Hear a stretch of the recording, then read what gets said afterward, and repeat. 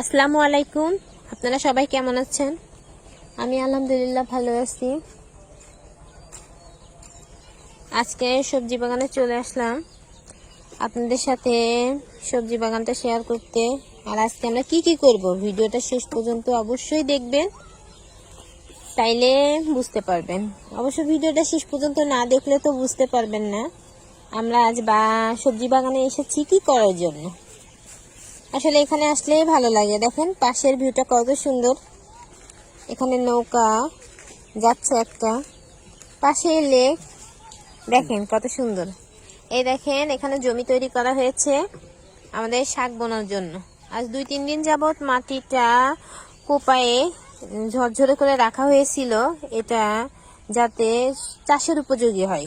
কারণ শাক বুনতে হলে আগে থেকে জমি চাষ করে সেটাকে রেখে দিতে হয় 2-3 দিন। এই দেখেন সিয়াদের বাবা শাক বোনা হচ্ছে। কি শাক বুনতেছে? লাল শাক। লাল শাকের বীজ বোনা হচ্ছে। দেখি লাল শাক, লাল শাকের বীজ। এই দেখেন লাল শাকের বীজ বুনে দিচ্ছি। এই দেখেন জমির মাটি যতটা, এই যে আমি আপনাদের দেখাই, মাটি এভাবে ঝরঝরে হবে। এর মধ্যে কিছু গোবরের সার, মুরগির বীজটা আর মাটি দিয়ে এভাবে জমি তৈরি করা হয়েছে। এই জমিটা যখন পানি দিয়ে, এই দেখেন কালকে সকালে সেচ দেওয়া হয়েছিল, পানিতে ঝরঝরা হয়ে গেছে। এই জমিটা শাকের বীজ ছিটানোর জন্য উপযোগী। কারণ যখন শাকের বীজ ছিটাবে, শক্ত মাটিতে কিন্তু শাকের বীজ ছিটানো যায় না। আর যখন এরকম ঝুরঝুরে করে নেবেন তাইলে কিন্তু শাক হচ্ছে, তাহলে কিন্তু শাকে বীজ বোনাটার জন্য উপযোগী হবে। শাকের বীজ ছিটাই দেয়া হলো, আর মাটিটা বীজ বোনার পরে আপনি সুন্দর আলতো করে এভাবে ছিটিয়ে দিবেন। দেওয়ার পরে সেগুলো পানি ছিটিয়ে দিতে হবে। এগুলো সমান করে দেয়া লাগবে। দেওয়ার পরে এখানে সেচ দিতে হবে। দেখেন কুপায়ে দেয়া হচ্ছে। যারা চাষ করতে পারেন না বা চাষ করার ইচ্ছা আছে কিন্তু জানেন না, তো আমাদের ভিডিওটা দেখবেন আর আমাদের সাথেই থাকবেন। আপনারাও শিখে যাবেন কিভাবে সুন্দর করে নিজে নিজে সবজি চাষ করে সেই সবজিগুলোকে খাওয়া যায়। আসলে এগুলো তো বাজারে বিক্রি করার জন্য নয়, আমাদের খাওয়ার জন্য। টাটকা সবজি আমরা নিজে ধরেন কষ্ট করে শখ করে আমরা এগুলা করি।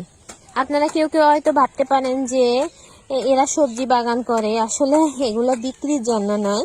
অনেকে আমাকে কমেন্টে বলেন আপু এটা বিক্রির জন্য। আসলে এটা বিক্রির জন্য না, এটা আমরা করি শখের বিষয়।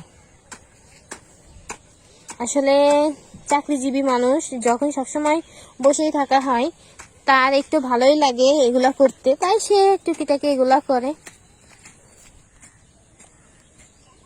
দেখেন এভাবে কুপায়ে দেয়া লাগতেছে, এভাবে কুপায়ে দিতে হবে। দেওয়ার পরে এখানে পানি, এটা দেওয়া শেষ হলে পানি সেচ দিয়ে দিবে।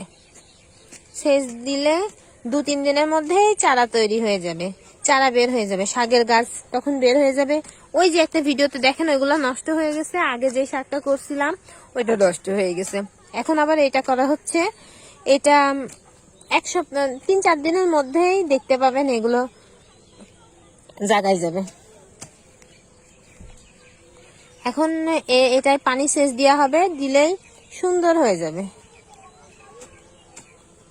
শাকটা বুনিয়ে দেওয়া হয়েছে। আচ্ছা, সবাই ভালো থাকবেন। আমাদের পেজটা বেশি বেশি লাইক, সাপোর্ট, কমেন্ট করবেন আর সবাইকে দেখার সুযোগ করে দিবেন। ধন্যবাদ সবাইকে পুরো ভিডিওটা দেখার জন্য। আর আমাদের বেশি বেশি দোয়া করবেন। আল্লাহ হাফেজ।